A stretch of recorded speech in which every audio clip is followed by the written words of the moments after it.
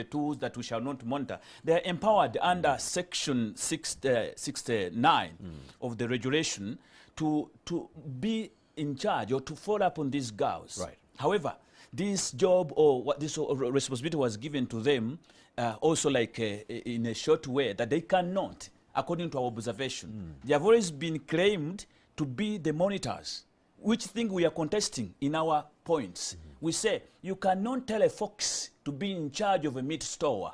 That means the fox cannot account for the real meat in because it enjoys it better. You cannot tell Kasita to go and buy things from China. When they reach Kampala, then they sit in URA to charge themselves the taxes to assess what they can charge their commodities. That's wrong. So URA and the other parties which are being involved into this racket of trying to say they're the ones to monitor us, they're the ones who deploy these girls. At the same time, they're the ones to give a report. The same thing they made in Saudi. They put a coordinator who is paid by an Arab.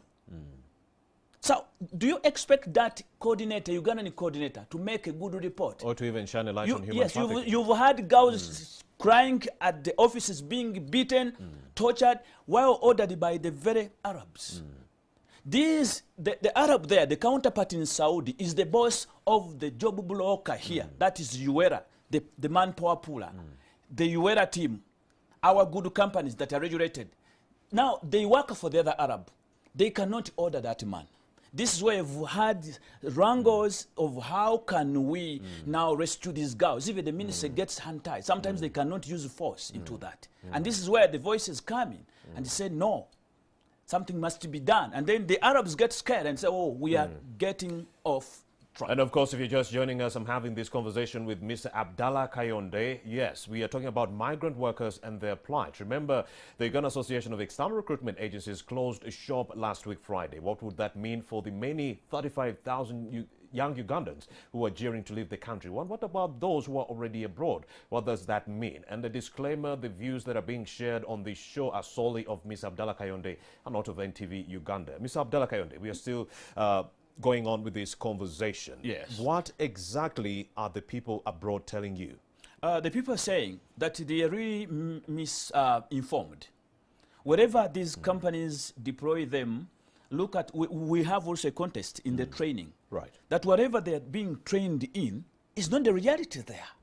They tell you have a juicy job, maybe you're going to work in an office, you become a security guard. But we are also surprised that when you approach the ministry, you tell them, please, we need these jobs because you've not been able to provide us these jobs here with good wages.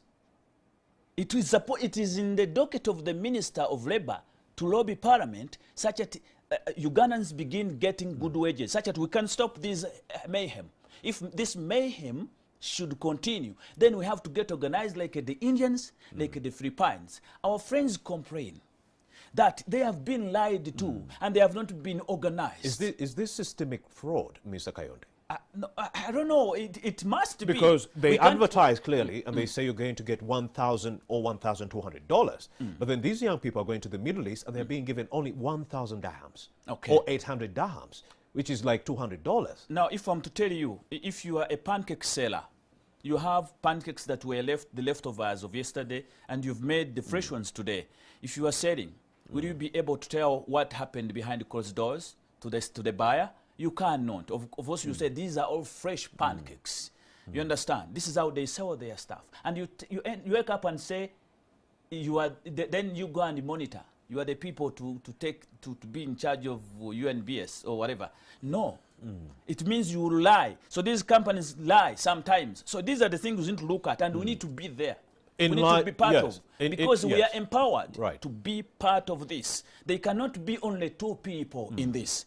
We need to be in this decision making, and this is what we are calling for. Simple. Then all these will be aired out and discussed. We are open for dialogue. Indeed, Mr. Kayonde, in light of all these challenges, has the government and all these agencies helped you? We believe they are sluggish. If they are to help, they have gotten to listen a little bit, but trying to ignore, weighing less of our voices. We believe our voices have not been heard enough. But Mr. Kayonde, why would you ignore $700 million? And 2.2 billion shillings, money that is being brought in by the migrant workers. They are not ignoring like other monthly. They say when these girls are deployed, you put a safe labor migration team. Right. That is UERA. Then the next day, because even within UERA, there is some system trafficking. I will tell you how they do. In the Uganda Association of External Recruitment Exactly. Some Agencies. companies do traffic these girls within the system. You cannot get a job order of 500 girls to deploy, and you are deploying, nobody checks the job order. You deploy up to 10,000. I see. Nobody's checking when did it stop, where did it begin from. This is why they begin dressing people in uniform and begin exiting them as if it is the same company. Could it be the reason why So they are government not in was the adamant system. to And reopen? then the embassy ends up seeing people in a strange way. So I'm telling you something. Yes.